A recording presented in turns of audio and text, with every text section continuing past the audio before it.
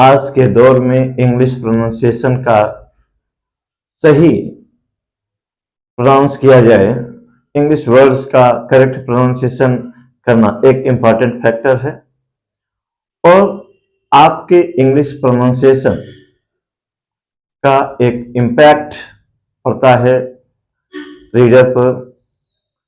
आपके सामने जो व्यक्ति या जो शख्स है, तो जी मैं आरसी अग्रहरी आपका स्वागत करते हैं इंग्लिश लर्निंग क्लासेज में। आज हम प्रोनाउंसिएशन रूल पर चर्चा करेंगे और आज का प्रोनाउंसिएशन रूल का टॉपिक है प्रोनाउंसिएशन ऑफ डी। आपको जानना चाहिए, आप जानते हैं डी का प्रोनाउंसिएशन जा कब होता है और डी का प्रोनाउंसिएशन डा कब होता है या डी कब साइलेंट होता है। आज हम इन्हीं तीन टॉपिक पर चर्चा करेंगे। डी का प्रोनाउंसिएशन कब साइलेंट होगा, डी का प्रोनाउंसिएशन कब जा किया जाएगा और कब डा किया जाएगा। तो मैं आपको बता दूं, आपका रोल फर्स्ट है और आपको जानना चाहिए कि जब डी के बाद ई यू आर आएगा या डी के बाद आई ई आर आएगा या डी के बाद यू एल आएगा या डी के बाद यू आर ई आएगा, तो ऐसी स्थिति में D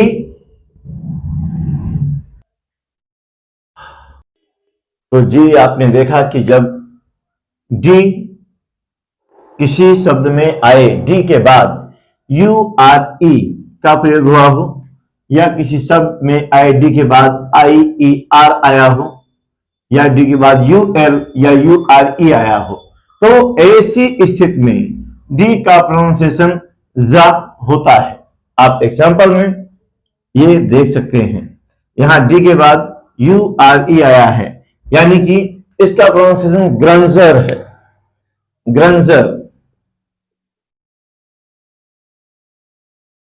ग्रंजर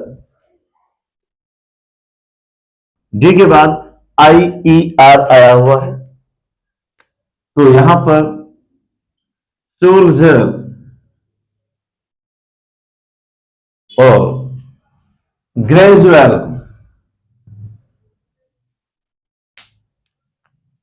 U A L U यहां पर यू एल आया है, तो ग्रेजुअल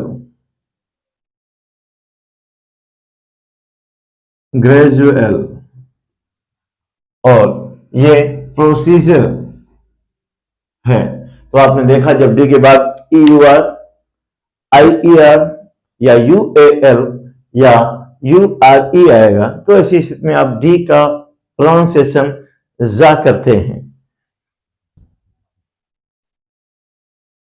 जी मैं डी के इस सेकेंड रूल में आपको बताने जा रहा हूं कि जब किसी भी शब्द के अंत में डी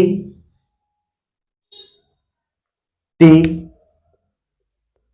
या टी ई का प्रयोग हुआ हो, मैंने आपको बताया जब किसी शब्द के अंत में डी टी या टी ई का प्रयोग हुआ हो, तो इनके बाद आने वाले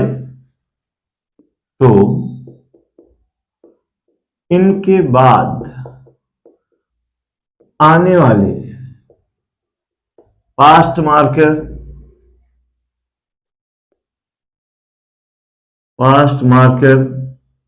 डी या ईडी का उच्चारण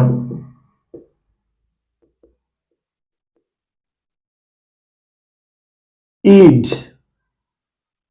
होता है। आप यहां देख रहे हैं, ये यहां पास्ट मार्कर लगा है, यानी कि पास्ट टेंस का सेंस देने वाला। और मैंने बताया जब किसी शब्द के अंत में डी हो या किसी शब्द के अंत में टी हो और इनमें पास्ट मार्कर यानी कि ईडी लगा हो, तो ऐसी स्थिति पर आप इनका उच्चारण ईड करते हैं, यानी कि रेडीड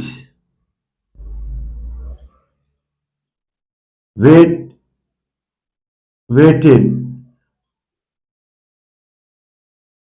वेटेड आप करते हैं। अब हम आपने देखा कि जब डी किसी शब्द के अंत में आने वाले डी टी या टी ई के बाद पास्ट का सेंस देने के लिए ईडी जुड़ा हो तो ऐसी स्थिति पर यहां पर इसका उच्चारण ईड होता है। रेडिड वेटेड आपने देखा। अब हम चर्चा कर रहे हैं डी कब साइलेंट होता है। तो जी हम डी के उच्चारण के थर्ड रो पर आपको बताने जा रहे हैं डी साइलेंट कब रहता है। डी का प्रोनाउंसिएशन ना तो डा होता है ना तो जा होता है, बल्कि साइलेंट हो जाता है, बोला ही नहीं जाता। तो ऐसा कब होता है?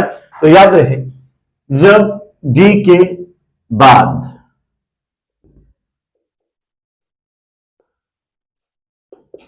डी के बाद जीई आने पर डी साइलेंट रहता है, और एग्जाम्पल से आप इस बात को समझ सकते हैं। यहां डी के बाद जीई है, यहां भी डी के बाद जीई है, और यहां भी डी के बाद जीई है, और तीनों में डी का प्रोनाउंसिएशन नहीं होता। आप यहां पर इसका प्रोनाउंसिएशन ब्रिज करते हैं, ब्रिज, लॉज, और ये मिजिट। तो आपने देखा जब डी के बाद जीई आएगा तो ऐसी स्थिति पर डी साइलेंट रहता है। आज के लिए इतना ही। हम फिर आपको नई सीरीज में नए प्रोनाउंसिएशन रूल पर डिस्कशन करेंगे। हाँ, अगर आप नए व्यूअर हैं, अभी तक चैनल को सब्सक्राइब नहीं किया है तो चैनल को सब्सक्राइब करें ताकि हम आसानी से आप तक अपनी नेक्स्ट यूजफुल वीडियोस पहुंचाते रहें। लाइक करें, शेयर करें वीडियो को। Thank you.